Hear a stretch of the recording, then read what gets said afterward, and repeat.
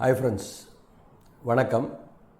இன்றைக்கி நம்ம எதை பற்றி பேச போகிறோம்னா, கடன் எவ்வளவு இருக்கலாம்.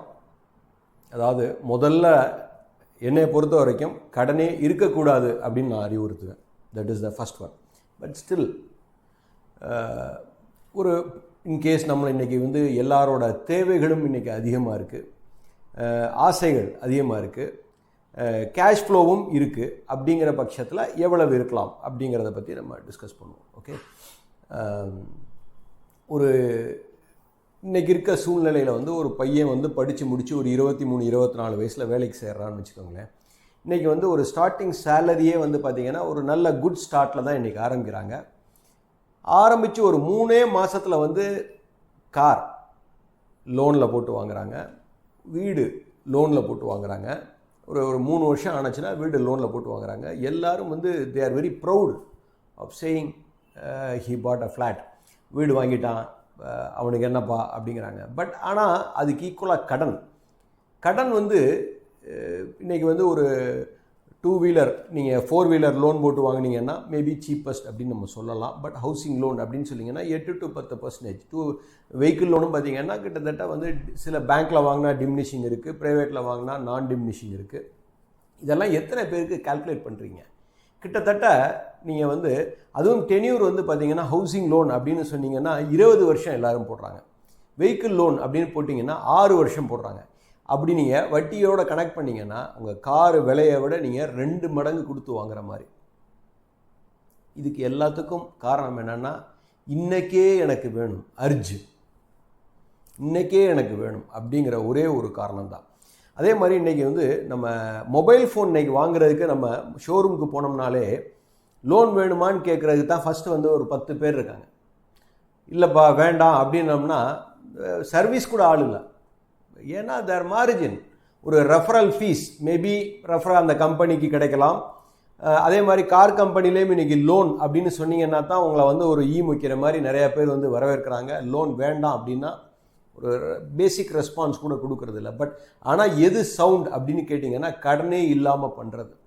ஸோ யூ ஆர் 100 ரூபா பொருளை 200 ரூபா கொடுத்து நீங்கள் இன்றைக்கே வாங்குறீங்க. அது அசர்ட்டான்னு கேட்டிங்கன்னா இட்ஸ் அ டிமினிஷிங் அசர்ட்.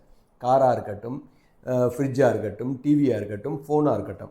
அதுவும் இன்றைக்கி அவ்வளவு டிரைவர்ஸ் எல்லோரும் பார்த்திங்கன்னா கிட்டத்தட்ட ஒரு 30,000 ரூபா ஃபோன் வச்சுருக்கிறது தான் பெருமையாக நினைக்கிறாங்க. அவ்வளவும் கடன், 2 வீலர் கடன். வேலை இல்லைன்னா என்ன ஆகும்? வேலை இருக்க முடிய ஓகே. இப்போ கோவிட்லலாம் பார்த்திங்கன்னா வேலை இல்லாத சுச்சுவேஷன் வரையில் என்ன பண்ணாங்க, பழசை நினச்சி பார்க்கணும். ஸோ ஆஸ் அ ஒரு நீங்கள் க்ரோத் ஓரியன்டாக இருந்தால் you can start a chip. என்னை கேட்டிங்கன்னா ஒரு சிப்பை ஸ்டார்ட் பண்ணுங்கள். ஒரு 15,000 ரூபாய்க்கு ஈவன் மியூச்சுவல் ஃபண்டில் போடுங்க, ஒன்றும் தப்பு இல்லை. ஈக்விட்டியவே நீங்கள் போட வேண்டாம், மியூச்சுவல் ஃபண்டில் போடுங்க. So create a corpus. ஒரு கார்பஸை க்ரியேட் பண்ணிவிட்டு, ஃபார் எக்ஸாம்பிள் ஒரு வீடு வாங்குறீங்க அப்படின்னீங்கன்னா ஒரு 1 கோடி ரூபாய்க்கு ஒரு ஃப்ளாட் வாங்குறீங்க அப்படிங்கிற அசம்ஷனில் ஒரு 80 லட்ச ரூபா இருந்துச்சுன்னா நம்ம ஒரு 20 லட்ச ரூபா லோன் போடலாம். ஆனால் இன்றைக்கி கையில் எல்லாரும் 5 லட்சம் கூட இல்லாமல் ஃப்ளாட்டை இன்ஃப்ளேட் பண்ணி வேல்யூ பண்ணி லோன் அமௌண்ட்டை கூட்டி வாங்கிக்கிறாங்க. They are adjusting with the builders. பில்டர்ஸை பொறுத்த வரைக்கும் அவனுக்கு விற்கணுங்கிறக்கா they are ready to do anything. So இந்த மாதிரி ஒரு சூழ்நிலையிலேருந்து டெட் ட்ராப்பில் போய் மாட்டக்கூடாது. மாட்டியாச்சுன்னா என்ன ஆகும் உங்களோட நிலமை? அடுத்து வேலையே பிடிக்காட்டியும் you are force to do the job.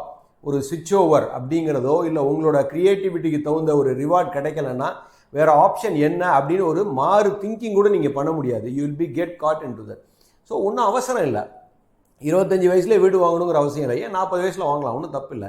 சேர்த்து சொந்தமாக வச்சுக்கோங்க. இப்போ நீங்கள் கடன் வாங்காமல் நீங்கள் சம்பாரித்து இன்றைக்கி ஒன்றும் இல்லை.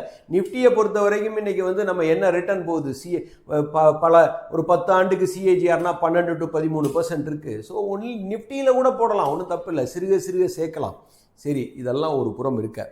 சரி சார், என்ன தான் சார் கடன் இருக்கலாம் அப்படின்னு கேட்டிங்கன்னா, உங்களோட இஎம்ஐ காம்பனண்ட் மாதம் உங்களோட டேக் ஹோம் சேலரியிலேருந்து 40%க்கு மேலே இருக்கக்கூடாது.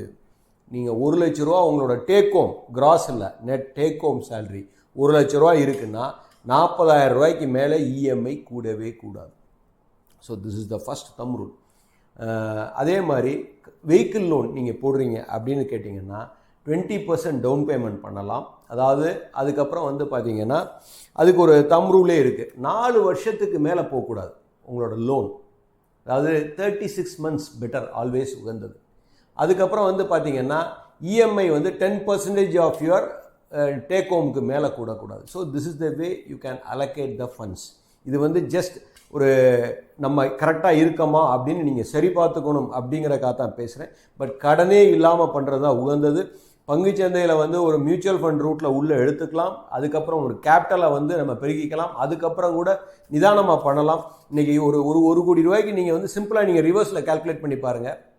ஒரு ஃப்ளாட்டை வந்து 1 கோடி ரூபாய்க்கு வாங்குறீங்க. அது என்ன வாடகைக்கு போகுது உங்களால்? மிஞ்சி போனால் எந்த ஊராக இருந்தாலும் 40,000 ரூபாய்க்கு மேலே போகாது. ஸோ 40,000 ரூபா ரிட்டர்ன் பர் மந்த்துக்கு ஏன் போய் இவ்வளோ பணத்தை டிப்ளாய் பண்ணணும்? பட் உங்களோட வட்டி வீதங்களே அதுக்கு கூட. இப்போ அமெரிக்கா வாழ் இந்தியர்கள் என்ன பண்ணிக்கிட்டு இருக்காங்கன்னா, நிறையா பேர் கடனை வாங்குறாங்க, வீடை வாங்குறாங்க. 40 வருஷம் 60 வருஷம் அட்டி 8%, அங்கேயும் 8% வட்டி கடன் வீட்டுக்கு. அவங்க என்ன சொல்கிறாங்கன்னா, $2,000 எனக்கு வாடகை வருது, $1,800 தான் இஎம்ஐ அப்படிங்கிறாங்க.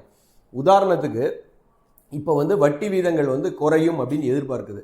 அசியூம் தட் இந்த 2024 வட்டி வீதங்கள் குறையலை அப்படின்னா they will end up in recession வந்துச்சுன்னா வேலை போயிடும். வேலை போயிடுச்சுன்னா அவன் வீட்டு வாடகை கொடுக்க முடியாது. வீட்டு வாடகை கொடுக்க முடியாதுன்னா எப்படி இஎம்ஐ அடைப்பார்?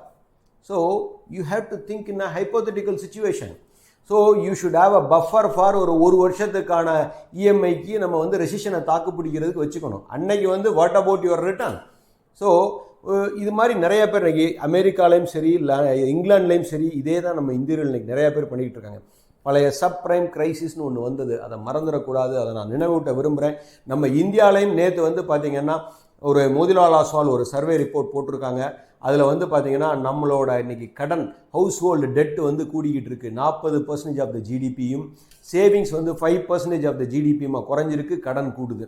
இதே வார்னிங் செப்டம்பர் மாதம் ஆர்பிஐ ஒரு வார்னிங் கொடுத்தது.